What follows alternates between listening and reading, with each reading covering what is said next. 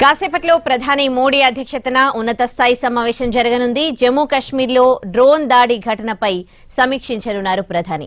ఈ సమావేశానికి రక్షణ శాఖ మంత్రి రాజ్నాథ్ సింగ్ హాజరవుతున్నారు. డ్రోన్ దాడులపై ప్రధానికి వివరించనున్నారు. 3 రోజులుగా కశ్మీర్ లోయలో పర్యటించిన రాజ్నాథ్ ఉగ్రదాడిపై అధికారులతో సమీక్షించారు. తన పర్యటన వివరాలు, డ్రోన్ దాడి ఘటనపై ప్రధానితో చర్చించనున్నారు రాజ్నాథ్ సింగ్.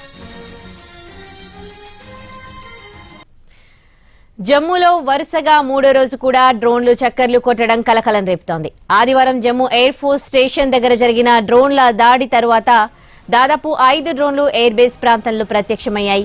మొన్న అర్ధరాత్రి సమయంలో 2 డ్రోన్లు కల్చుక్ ఎయిర్ బేస్ పై బాంబు దాడికి యత్నించగా వెంటనే అప్రమత్తమైన బలగాలు వాటిపై కాల్పులు జరిపి నిర్వీర్యం చేశారు.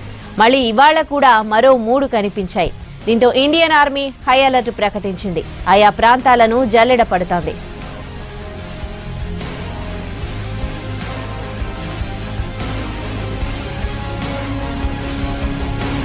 డ్రోన్ల దాడిపై భారత ప్రభుత్వం సీరియస్ గా ఉంది. సాయంత్రం ప్రధాని మోడీతో రక్షణ శాఖ మంత్రి రాజ్నాథ్ సింగ్ భేటీ కానున్నారు. ఈ ఘటనపై ప్రధానికి వివరించనున్నారు రాజ్నాథ్. మరోవైపు భారత్ ఇదే విషయాన్ని ఐక్యరాజ్య సమితిలో ప్రస్తావించింది. వీటి వెనక పాక్ హస్తం ఉందని ఆరోపించిన భారత్ టెక్నాలజీని దుర్వినియోగం చేయడం కరెక్ట్ కాదని తెలిపింది. దీనిపై అంతా సమిష్టిగా చర్యలు తీసుకోవాలంటూ కోరింది. రేపు కేంద్ర కేబినెట్ భేటీలో ఈ అంశంపై చర్చ జరిగే అవకాశాలున్నాయి.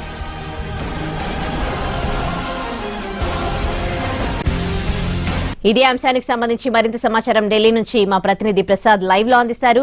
ప్రసాద్, మరి కాసేపట్లో ప్రధానితో రాజ్నాథ్ సింగ్ మీటింగ్ ఉన్న నేపథ్యంలో ఈ డ్రోన్ల దాడికి సంబంధించి ఇంటర్నల్లీ ఎలాంటి ఇన్ఫర్మేషన్ ఉంది, కేంద్ర ప్రభుత్వానికి ఎలాంటి చర్చ జరగబోతోంది? ఇప్పుడే కొద్ది నిమిషాల క్రితం Jammu Kashmir DGP director general of police Dilbagh Singh చెప్పారు, ఇది ఈ డ్రోన్స్ దాడుల వెనుక లష్కర్ ఏ తోయిబా తీవ్రవాద సంస్థ ఉన్నట్లుగా ప్రాథమికంగా ఉన్నటువంటి సమాచారాన్ని బట్టి తెలుస్తుందని చెప్పి ప్రకటన చేయడం జరిగింది. అయితే దీనిపై ఇంకా లోతుగా విచారణ జరుగుతుంది. దీనికి సంబంధించినటువంటి ఈ సంఘటన సంబంధించినటువంటి దర్యాప్తు బాధ్యతలను నేషనల్ ఇన్వెస్టిగేషన్ ఏజెన్సీ జాతీయ దర్యాప్తు సంస్థకు కూడా ఎన్ఐఏకి కూడా ఇవ్వడం జరిగింది. అదేవిధంగా స్థానికంగా ఉన్నటువంటి పోలీసులు కూడా దీనికి సంబంధించినటువంటి దర్యాప్తు చేస్తున్నారు.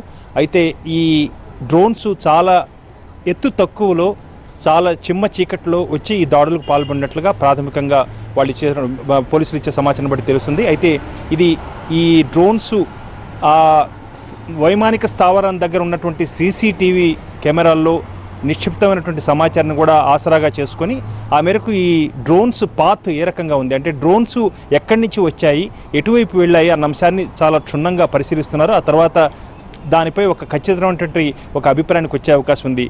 అయితే మొత్తం వ్యవహారం కన్నా చూసినట్లయితే గతంలో ఉన్నటువంటి పరిస్థితులు, గతంలో జరిగినటువంటి దాడులను నేపథ్యంలో 2002 కానీ 2013లో కానీ ఇలాంటి దాడులే జరిగాయి. అంటే డ్రోన్ దాడులు కానీ కాదు కానీ కాకపోతే వైమానిక స్థావరాల మీద అయితే సైనిక స్థావరాల మీద దాడులు జరిగాయి. దీనికి కారణం అంతర్జాతీయ సరిహద్దు ప్రాంతానికి ఈ సైనిక స్థావరాలు 14 కిలోమీటర్ల దూరంలో ఉన్నాయి. ఈ సైనిక స్థావరాలకు ఆనుకునే రోహింగ్యాలు ఇల్లీగల్గా సెటిల్మెంట్ అయ్యారు. అక్కడంతా కూడా అక్రమంగా నివసిస్తున్నారు. దీన్ని అడ్డుగా పెట్టుకొని తీవ్రవాద సంస్థలు తీవ్రవాద స్లీపర్ సెల్స్ని తయారు చేయటం, అక్కడి నుంచే దాడులు చేసేందుకు అనేకమైనటువంటి గతంలో ప్రయత్నాలు జరిగాయి. కాబట్టి చరిత్రను చూసి చరిత్రలో జరిగినటువంటి సంఘటన రీత్యా నేర్చుకోవాల్సిన అవసరం ఉంది.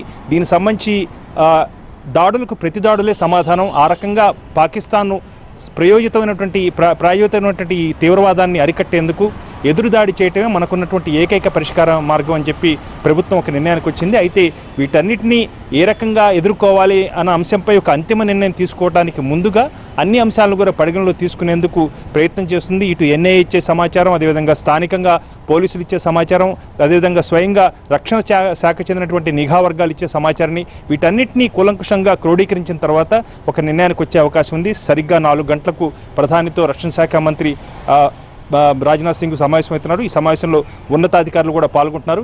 ఈ ఉన్నతాధికారుల సమావేశంలో ఒక నిర్ణయం తీసుకునే అవకాశం ఉంది. అంత సమాచారాన్ని తీసుకున్న తర్వాత దాడులకు ప్రతి దాడులు ఏ రకంగా చేయాలనే అంశంపై ఒక నిర్ణయం తీసుకునే అవకాశం ఉంది.